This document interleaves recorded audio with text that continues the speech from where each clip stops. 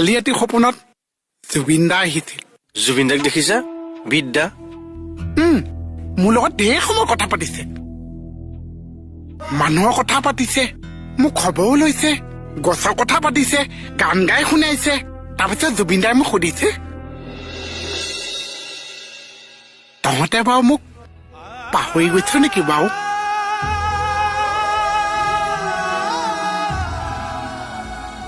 মই কৈছো আমি আপোনাক নাপাহৰিছো দাদা।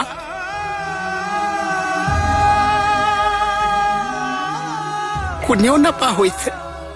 তাৰপিছতে জুবিন দা যাবলৈ ওলাইছে, মই জুবিন দাৰ হাতখনত থাপ মাৰি ধৰিছো। মই কৈছো দাদা আপুনি নাযাব, আপুনি নাযাব দাদা। জুবিন দাই ধুনীয়াকে হাঁহি এটা মাৰি কৈছে, মাজে মাজে মই আহি থাকিম, তহঁতে বেছি চিন্তা কৰি নাথাকিবি।